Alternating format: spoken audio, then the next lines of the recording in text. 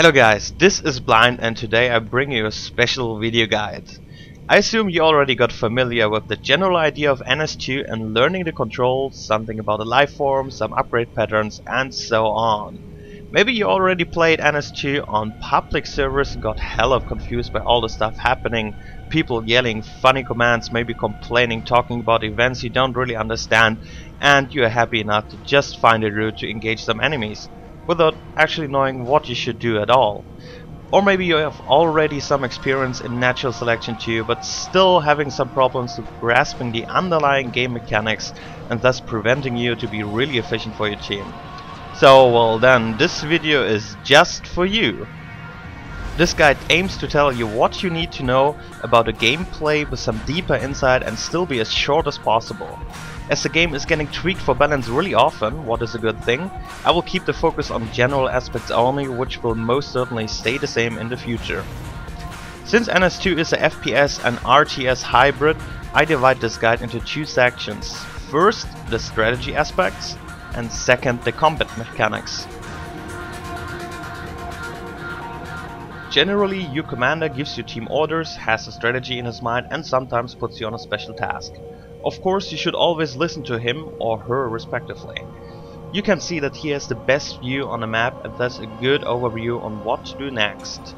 But it can also happen that your commander isn't talking a lot, being passive, or was just new to the game. And even when he is a seasoned veteran, he cannot micromanage every single marine or alien by himself. This means you should best know what to do by yourself and only switching over to your personal assignment if he gives you one. Surely you can't know all the maps right from start, but needlessly to say that knowing each map will help you a lot in the end. Though there's always a good way to learn the basic key knowledge of a new map in just a matter of seconds. For that, use your minimap. The default hotkey is C and press that button for the minimap. It will tell you all you need to know at every second of the game. Try to use it regularly, really often. Every time when there's no action on your screen, open your minimap and get a glance on what is currently going on. It helps a lot, and I will show you how to use it. These are the tech points of the map. This is where the marine command shares can be placed or the alien hives be dropped. For both sides, the second tech point is always a crucial place to get a hold on to unlock important upgrades. Once you know the starting position of both sides, you can easily guess where the enemy will try to expand to. It doesn't mean you should straight go their attack, it just helps you to know where to expect enemy activity. These are the resource points for the map. As resources are key to buy everything in natural selection too, those are the real important locations, with supposedly lots of fights around them. The most common mistake of players in public servers is that they are way too passive. Playing defensively might be appealing, but to win, you need to deal damage to your opponent where you can and prevent damage taken at the same time. Offense is also good defense because you force your enemy to defend their valuable structures and thus put less pressure on yours.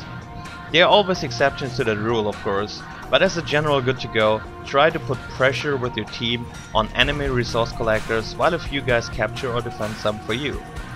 There are several ways to do so. First, go with the group. Communicate with your team members and the commander and get some pressure team going on the map, especially as marines. Try to learn where the opponent has resource points taken, or most surely will do right now. That comes with game sense later on. As a pressure team, your goal is to stay together, stay alive and destroy those resource towers. Second, be a sneaky ninja. By knowing where the enemy is mostly to expect, you can bypass them and attack resource collectors behind enemy lines. Try to avoid enemy contact and bring down as many RTs as possible before the enemy reacts. This is hard for marines to pull off, but for skulks it is the main job in the game. You can use the vents and bypass marine routes and retreat when they appear to defend their extractors. While as a marine, you often try to snipe the harvester down and end up sacrificing yourself. As a skulk, you should try to stay alive by retreating in time and just move on to the next extractor. Hell, there's nothing more annoying to marines than respawning skulks, especially the smart ones. All the previous points harmonize with a concept named map control. This means that your team is holding a certain area of the map while the enemy has their own part of the map. Map control is very dynamic, it switches with the movements of the teams, with pressure teams and ambushing aliens. In general, there is a formula that the bigger your piece of the map is, the more resource collectors you do own, and the better your team fares. A Marine commander has the biggest impact on map control by placing phase gates. Marine presence can cut down alien movements and thus alone secure extractors. While you cannot drop phase gates as a field marine, you can still use this concept just by positioning. NS2 is a strategy game at heart, with humans being the units moving around. This means that some general rules do apply. The most important one of those is time is key. Whether chess, StarCraft or real warfare, modern and historic ones, all share the same. Time is one of the key aspects. Yes, there are resources, yes, there are individual skills, but if you waste time, you're already lost a bit. You don't need to know specific timing windows in NS2, but as a rule of thumb I can say, move swift and try to do something useful most of the time. Useful tasks are, for example, scouting, putting pressure, or just be present at important locations. For casual play this isn't as important as for competitive players, where every second does count. But when you try to be a better NS2 player, just keep this in mind. For all players besides the commanders, NS2 still plays like an FPS game. But still there are some unique concepts following up the asymmetry of Marines and aliens. This is the most important aspect when playing NS2. It seems simple, Marines have ranged weapons while aliens prefer close combat.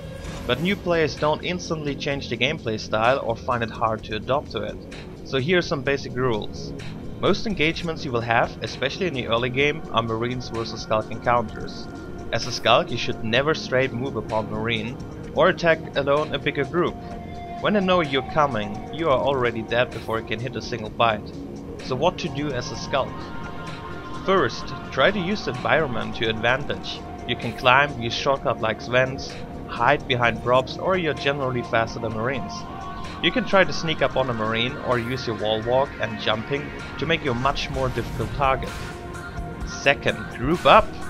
Skulk ambushes can be really deadly.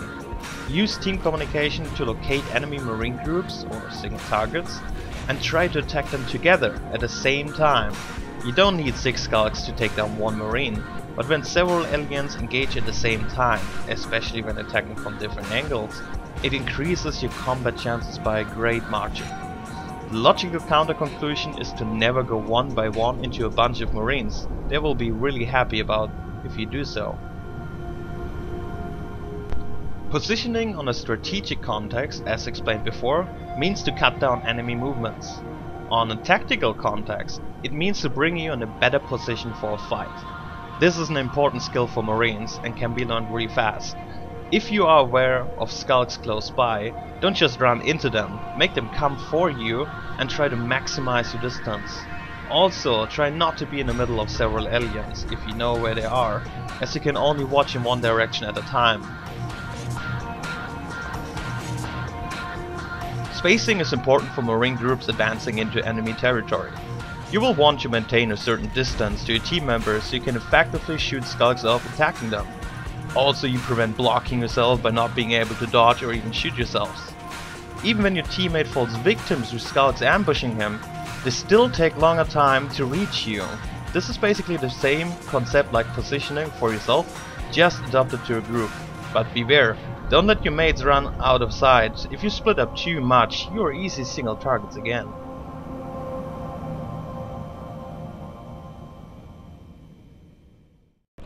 Seeing is a good thing, but the most awareness you will get just by listening. Skulks who don't shift walk make noises, as do Marines. You can hear how many enemies are close and where exactly they are.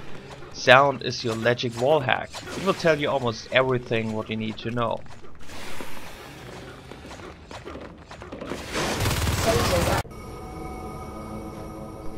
Surely there are way more things to learn across this game, but I hope this guide helps you to get started with NS2. So have fun shooting submarines or shooting aliens, and so far, blind out.